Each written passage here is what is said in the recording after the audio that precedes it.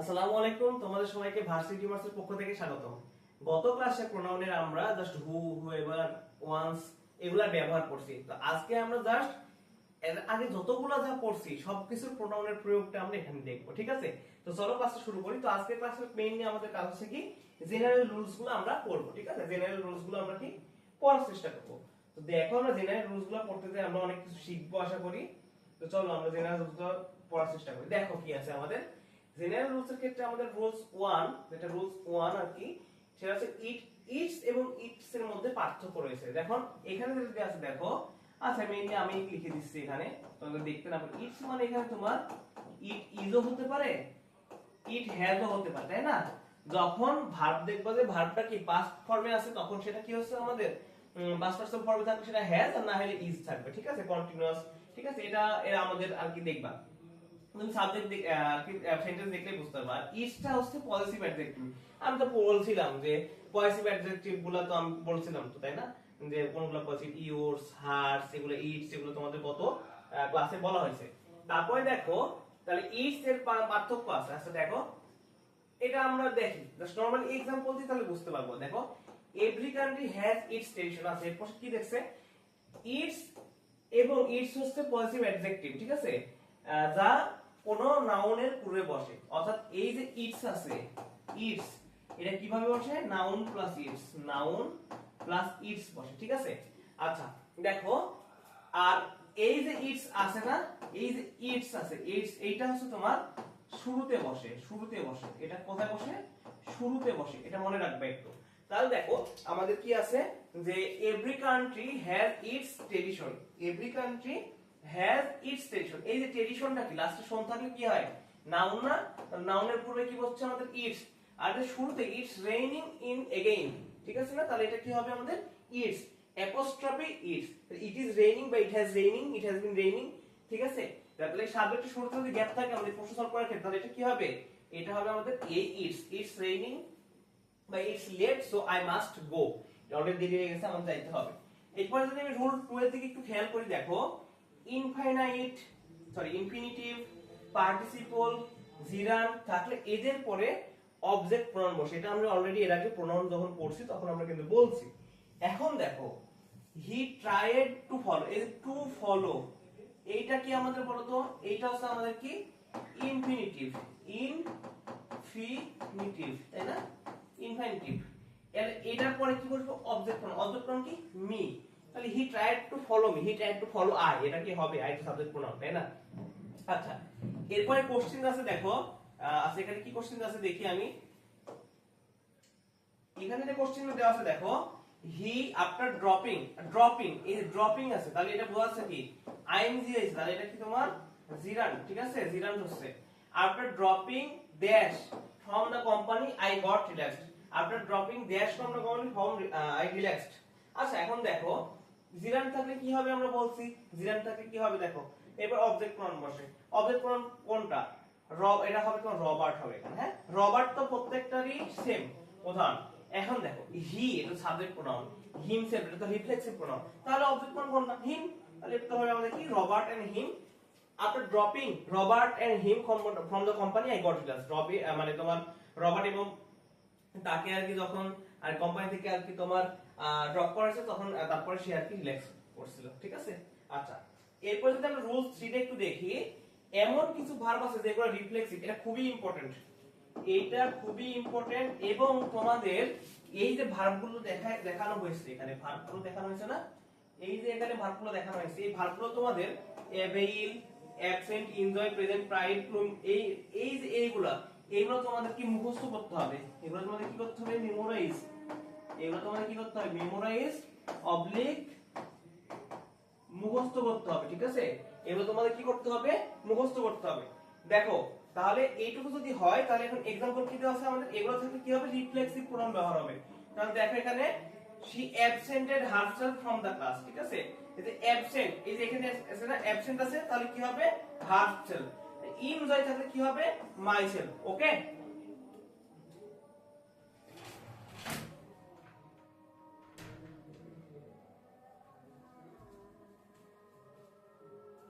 আচ্ছা আচ্ছা এর পরের পদে যদি আমরা একটু যাই, দেখো পরবর্তীতে কি আছে দেখো, দেখি রুল 4 যদি আমরা একটু খেয়াল করি, দুইয়ের মাঝে বুঝাইতে এটা খুব ইম্পর্টেন্ট, দুইয়ের মাঝে বুঝাইতে আমাদের কি বলতে হয়, ইজ আদার, দুই অনলি ফর কি দুইটা, আর দুইয়ের বেশি বুঝাইতে ওয়ান অ্যানাদার, দুই প্লাস টু প্লাস, ওকে টু প্লাস বুঝাইতে কি বলছে ওয়ান অ্যানাদার। দেখো মাই প্যারেন্টস লাভ ইজ আদার, এইটা দেখো মানে আমরা যতটুকু জানি বাংলাদেশের প্রেক্ষিতে আমরা যতটুকু জানি, তাহলে প্যারেন্টস বলতে শুধুমাত্র বাবা মাকেই বোঝায়, শুধুমাত্র দুইজনকেই বোঝায়, ঠিক আছে না?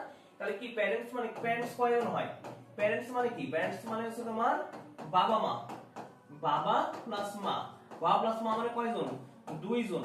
আচ্ছা আর এখানে সিবলিংস মানে তোমার ভাই বোন বোঝায়, ঠিক আছে, ভাই বোন বা কাজিন বোঝায়। এখন দেখো কাজিন, ভাই বোন আমরা কাজিন হিসেবে, কাজিন কতজন হবে, দুই প্লাস হতে পারে, দুই প্লাস হতে পারে, তাই না? তাহলে এখানে কি হবে আমাদের ওয়ান অ্যানাদার, এখানে কি হবে ইচ আদার, মনে রাখবা।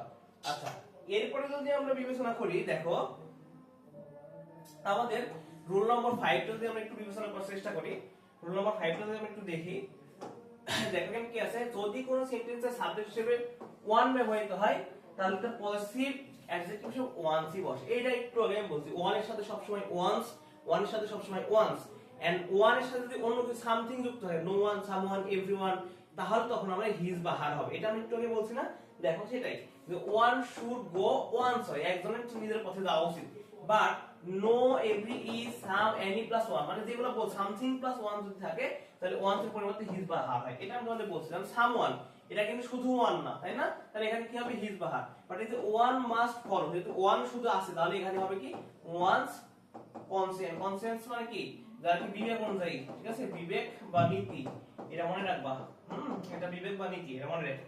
আচ্ছা এরপরে যদি আমরা নেক্সট রুলটা একটু দেখি, রিলেটিভ প্রোনাউনের সব সময় তার অ্যান্টিসিডেন্ট নাউনের পাশে বসে। তোমাদের এত কিছু জানতে হবে না, জাস্ট একটা জিনিস তুমি দেখো, the person who work well is a good worker, ঠিক আছে, এই রিলেটিভ প্রোনাউন যে who আছে তার অ্যান্টিসিডেন্ট নাউনের পাশে বসে, ঠিক আছে, অ্যান্টিসিডেন্ট নাউনের পাশেই বসে। এখন দেখো এখানে নাউন কোনটা, কোনটা কি, দেখো সবসময় একটা জিনিস মনে রাখবা, the person who work well is a good worker, মানে এই যে ওয়ার্ক করছে এইখানে যে পারসন, এই যে পাশে তোমার বসে, এত কিছু জানা লাগবে, তুমি এই সেন্টেন্স দেখলেই পারবা, এই সেন্টেন্স দেখলে পারবা। দা পারসন মানে কি, হুই বোঝাচ্ছে, এখানে হুএভার, হুমএভার, হুম এটা তো হয় না, কারণ কি হুম বসাইতে হলে তোমার এখানে কি সাবজেক্ট প্লাস ভার্ব থাকা লাগবে, তাই না? কি হুই হবে এখানে, কারণ আগের রুলগুলো মানলেও এটা তোমার জানাই লাগবে না, এটা তোমার জানাই লাগবে না, ঠিক আছে। আচ্ছা নেক্সট যদি আমরা একটু দেখার চেষ্টা করি, রুল নং 7, সেটা হচ্ছে রিলেটিভ প্রোনাউনের উপরে সাবজেক্ট বা অ্যান্টিসিডেন্ট থাকে সেটি অনুযায়ী ভার্ব বসে, মানে কি একটা বিষয়ে সাবজেক্ট অনুযায়ী ভার্ব বসে, এটা বোঝাইছে যে সাবজেক্ট অনুযায়ী ভার্ব বসে, সাবজেক্ট অনুযায়ী ভার্ব বসে, সাবজেক্ট অনুযায়ী আমাদের কি বসে, সাবজেক্ট অনুযায়ী আমাদের কি ভার্ব বসে, ওকে, এটা আমাদের বোঝানো হয়েছে। এখন দেখো ইট ইজ আই, আই এর সাথে সব সময় সাবজেক্টের পরে ভার্ব কি বসে, এম না, ইউ এর সাথে কি বসে, আর না, যদি এখানে থাকতো দে, দে এর সাথে কি বসতো, আর না, এই তো এই জিনিসগুলো আমাদের জানতে হবে। এই যে আই, এই যে পাশে হু এর পরে এম, ইউ হু এর পরে আর, জাস্ট এই জিনিসটাই আমাদের কিন্তু বোঝানোর চেষ্টা করা হয়েছে এখানে, ঠিক আছে।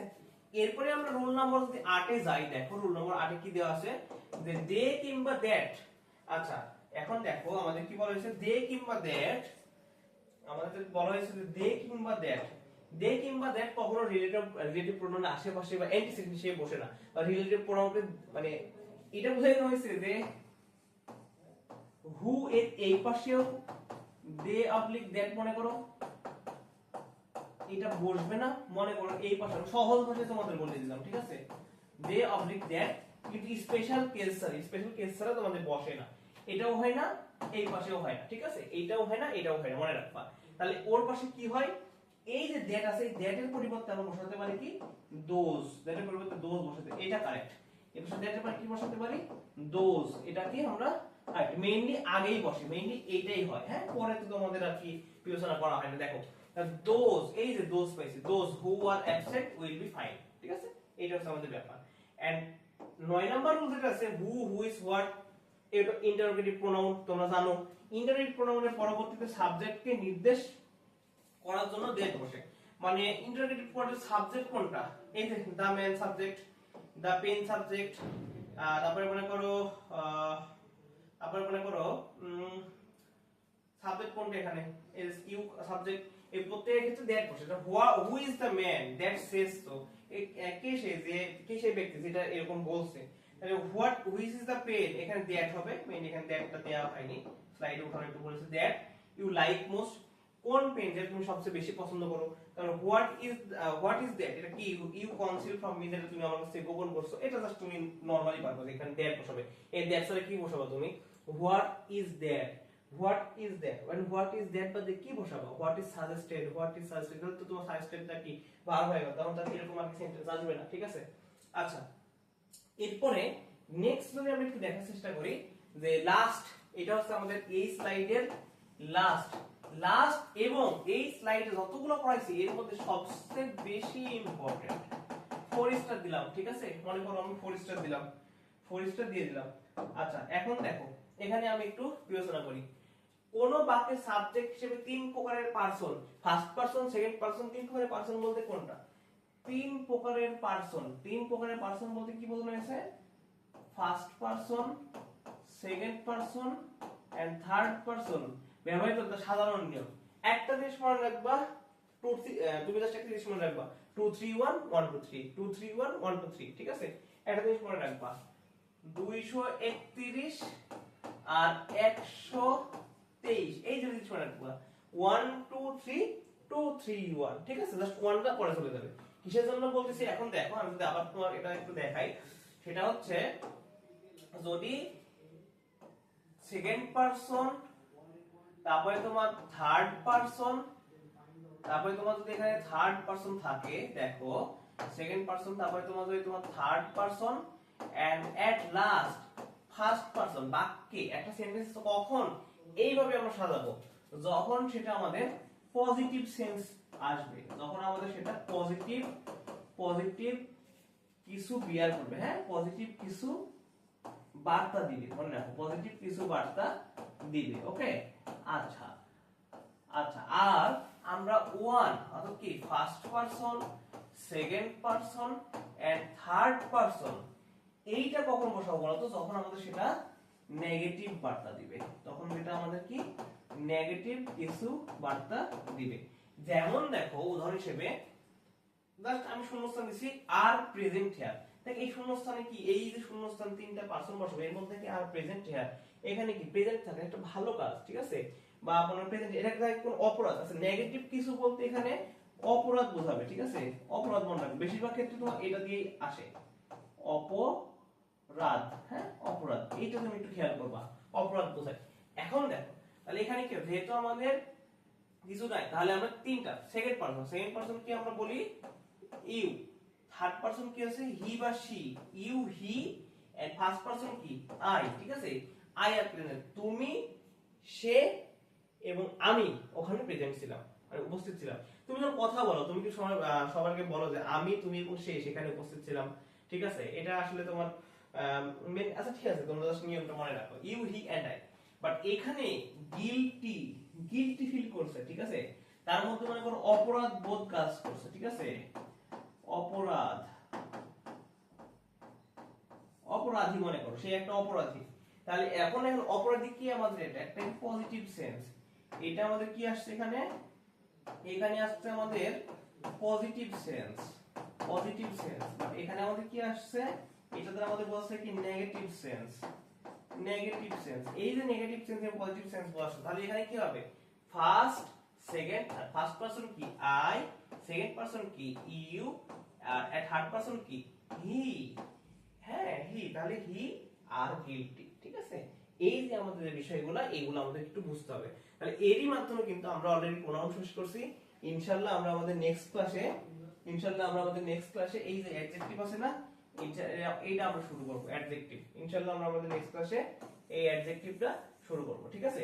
তো তোমাদের জন্য আজকের ক্লাসটা এই পর্যন্তই। ইনশাআল্লাহ তোমরা এখন পর্যন্ত যে তোমরা 6টা বা 7টা ক্লাস করছো, নাউন এবং প্রোনাউন শেষ হয়েছে। এরপরে আমরা অ্যাডজেক্টিভটা শেষ করতে আমাদের একটু সময় লাগবে, বাট অ্যাডভার্ব, ভার্ব, তারপরে যেগুলো আছে সেগুলো শেষ করতে আমরা হয়তো 4-5 ক্লাসের মধ্যে শেষ করব। তোমরা এই পার্টস অফ স্পিচের মেইনলি যে তোমাদের মোটামুটি 17-18টা ক্লাস হবে, টোটাল 17-18 না, হ্যাঁ 15টার মতো ক্লাস হবে। এইটা যদি তুমি কমপ্লিট করো, বাকি যে যত কিছু পড়া আছে, এই যেগুলা মুখস্থ করা বাদ দিয়ে, অর্থাৎ ইডিয়ম এন্ড ফ্রেজের কিছু জিনিস মুখস্থ করতে হয় বা প্রবাদ বাক্য, এগুলো বাদ দিয়ে তুমি যখন গ্রামাটিক্যাল কোনো কিছু করতে দিবে, ইনশাআল্লাহ ইনশাআল্লাহ তুমি পারবা। ঠিক আছে, তো আজকের ভিডিও এই পর্যন্তই। যারা ভার্সিটি টিমার্সকে এখন লাইক ফলো এবং ইউটিউবে সাবস্ক্রাইব করে তারা দ্রুত করে ফেলো। ইনশাআল্লাহ তোমার সাথে নেক্সট ভিডিওতে দেখা হবে। আসসালামু আলাইকুম।